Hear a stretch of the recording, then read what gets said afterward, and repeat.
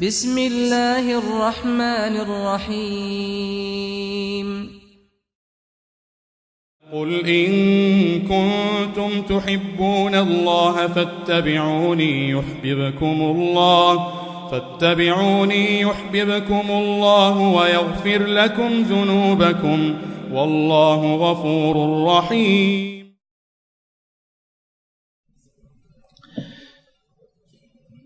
إن الحمد لله نحمده ونصلي على رسوله الكريم. اما بعد، جو لوگ رفع دین نہیں کرتے ہیں ان کے کچھ اعتراضات ہیں، ان کے کچھ دلائل ہیں رفع دین نہ کرنے کے بارے میں. ٹھیک ہے، ان میں سے چند ایک کو پیش کرتا ہوں. بھئی دلائل تو ہوں گے نا، ان کے پاس بھی ہیں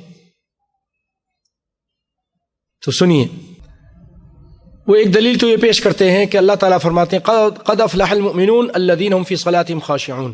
تحقیق کامیاب ہو گئے وہ لوگ، مومن لوگ کامیاب ہو گئے جو اپنی نماز میں خشوع کرتے ہیں. اور اس یعنی نماز میں خشوع کرتے ہیں، خشوع ہونا چاہیے، یعنی ساکن ہو جاؤ، بالکل ٹھہر کر رہو، پرسکون رہو. مطلب یہ کہ رفع دین مت کرو، یہ خشوع کے خلاف ہے. اور پھر اس سلسلے میں اس کی تفسیر میں عبداللہ بن عباس رضی اللہ تعالیٰ عنہ کی روایت، ان سے تفسیر نقل کرتے ہیں مخبتون متواضعون لا يلتفتون يمينا ولا شمالا ولا يرفعون ایدیہم فی الصلاۃ، کہ بڑے متواضع ہو کر نماز پڑھتے ہیں، دائیں بائیں مڑتے بھی نہیں ہیں اور اپنے ہاتھوں کو بھی نہیں اٹھاتے ہیں، اپنے ہاتھوں کو بھی نہیں اٹھاتے ہیں. یہ روایت نقل کرتے ہیں.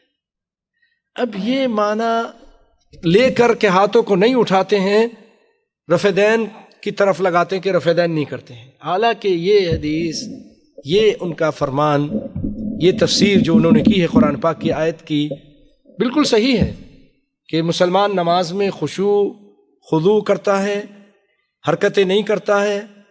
اور سلام کے وقت جو صحابہ کرام شروع اسلام میں سلام کرتے وقت ہاتھ اٹھاتے تھے، السلام علیکم رحمۃ اللہ، السلام علیکم رحمۃ اللہ، ایسا نہیں کرتا ہے.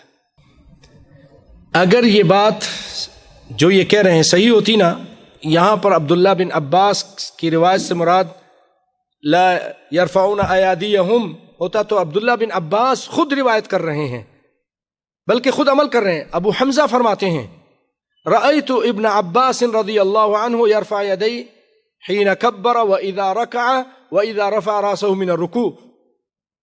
بات سمجھے؟ ان کی مراد یہ نہیں کہ رفع دین رکوع اور رکوع کے بعد نہیں کرتے تھے.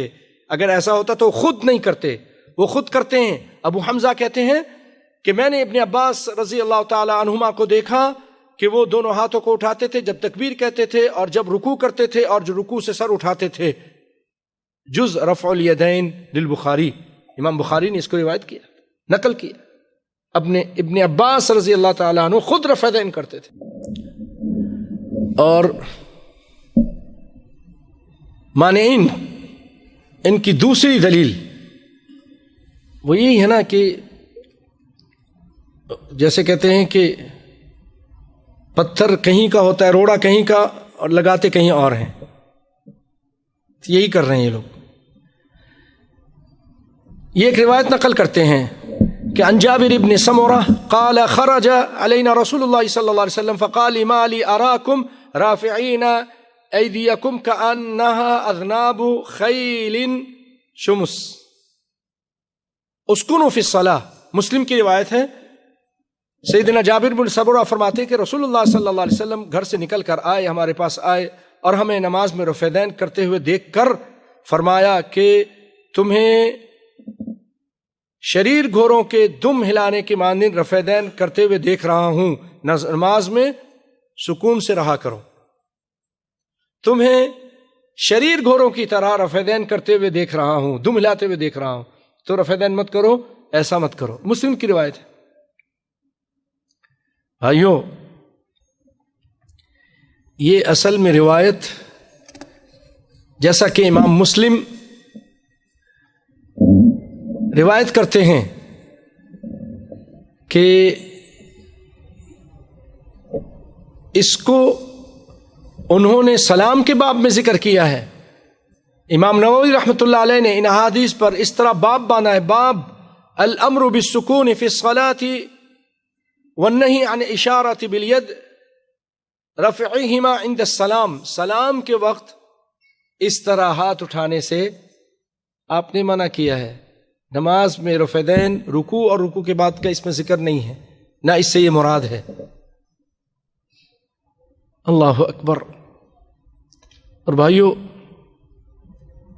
دیکھیے، جو گھوڑا دم ہلاتا ہے نا، شریر گھوڑا، وہ ایسے نہیں اٹھاتا، اس کا دم ایسے ایسے پیچھے سے وہ دم ہلاتا ہے تو ادھر لگاتا ہے، اپنے ایک طرف ادھر لگاتا ہے، جیسے سلام میں السلام علیکم ورحمۃ اللہ، السلام علیکم، اس طرح. رفع دین تو ایسے ہوتا ہے. گھوڑا اگر ایسے ہی سیدھا اٹھا لیتا تھا، گھوڑا تو ایسے ادھر مارتا ہے.